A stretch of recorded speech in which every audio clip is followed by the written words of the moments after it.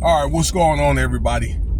So I'm not going to remember everything about this trial, but you need to look at the significance of this P. Diddy trial, which he's up for RICO. Is they are trying to get a solid case and point by finding a pattern of these allegations that he's facing. Once again, in RICO, they look at things like unalivings,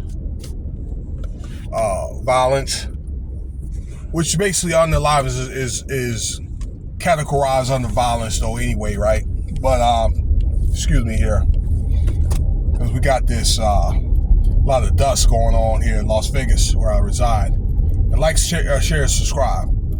All right, so violence, coercion, force, threats, and also other dubious business practices. Okay, could be wire fraud, extortion, embezzlement. I'm trying to think what else, y'all.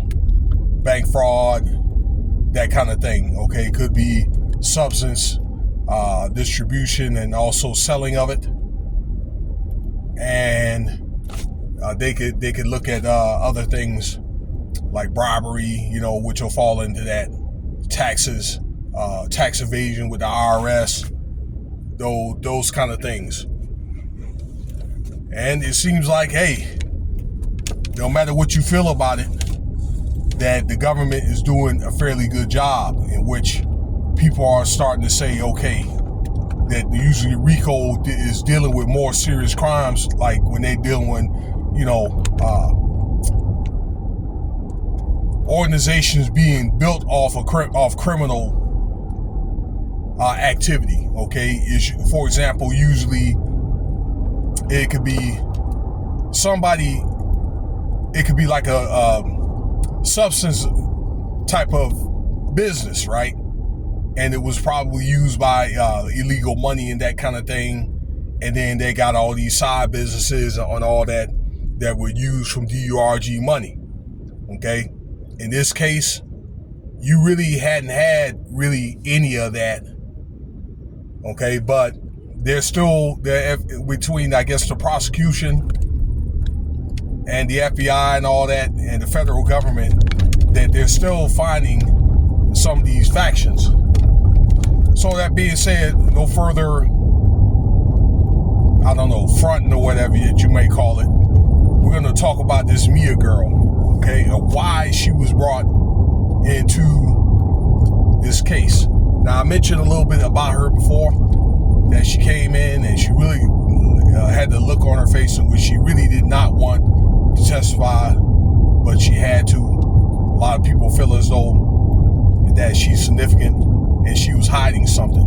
So I wanted to get it a little bit with the cross-examination. And she mentioned things like that she had a bad dream and she was under mind control from P. Diddy.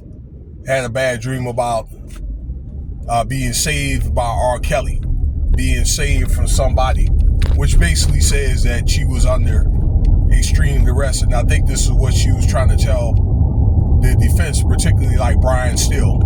And he has put a lot of pressure on her, as well as the courts, about particularly about a mistrial. We'll talk about that there in a second.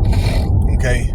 And also things like she was a party planner and things like that, planned certain events for Diddy. She was into like the decorations and the decorum, apparently, things like that. And I guess in the midst of that, that she really did like and cared about Diddy and things like that. All right. And she felt as though, even though Diddy did beat her up, did essay her and things like that, I guess she really did care for him, So, be it if she genuinely did it, or maybe she was in a dilapidated mind state, okay? It's just some people, after a while, they get treated so bad for so long, they're just with it, but they're being taken care of at the same time. that's a really hard spell to break. And I thought about this the last day or two because, again, Diddy's lawyer, Brian Steele, had grilled her from quite some time.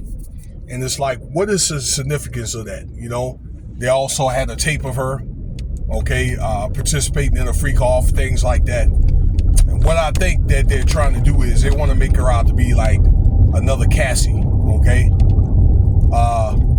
That the way she was treated and the way she was, between that and the way that she was brought in and things like that, it was, once again, similar to Diddy's ex-girlfriend, Cassie, okay? About, you know, between what she testified and things like that, the way she was brought in, that she was under mind control, the threats and the beats and coercion and all that, okay? Something to kind of solidify how, once again, that Cassie was treated. And I think that's what's the most significant thing of why they brought this Mia girl in too. She's also from Virginia Beach, okay? So shout out, that's my hometown. Actually, I grew up a few miles away in Hampton. So moving on. Oh, somebody was thrown out of court too today too, okay? And stood up, I think either yesterday or today. I'm going to study the notes and get back on that because I want to talk about him or her and that other girl, KK, which they talked about today. KK was also a close assistant that Diddy had. Also, there was a party planner, okay, that worked in that international hotel that could have gotten that $100,000 for that tape and all that. But Cassie may have got a copy of it anyway. Like Diddy had got a copy. But this guy had notes, right? He had notes of the alias that Diddy was using to book these hotels at an international hotel, okay? One of the hotels that they'd had these freak offs at and things like that.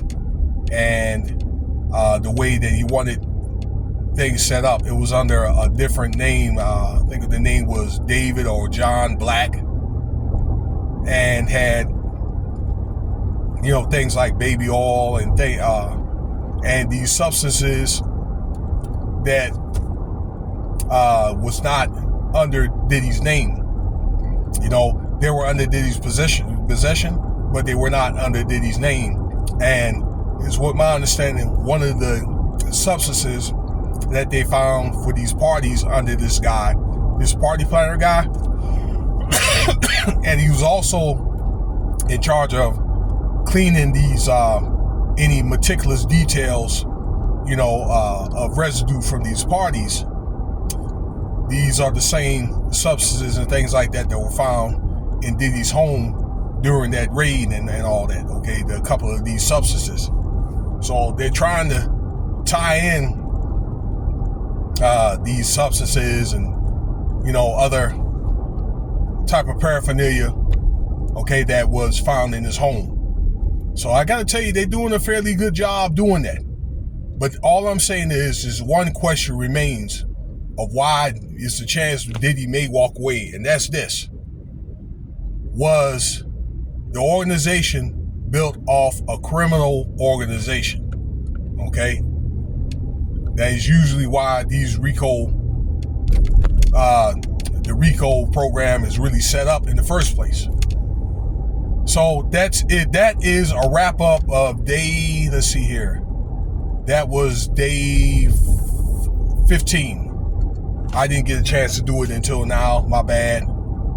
And hey, stay tuned for the next video because I'm going to have more content about what actually went on today. Today is the 3rd of June. And I got bits and pieces of it. So yeah, there'll be more to talk about with this court case. And thanks for your time, y'all. All right, Cash App $, Winston Spivey if you want to donate.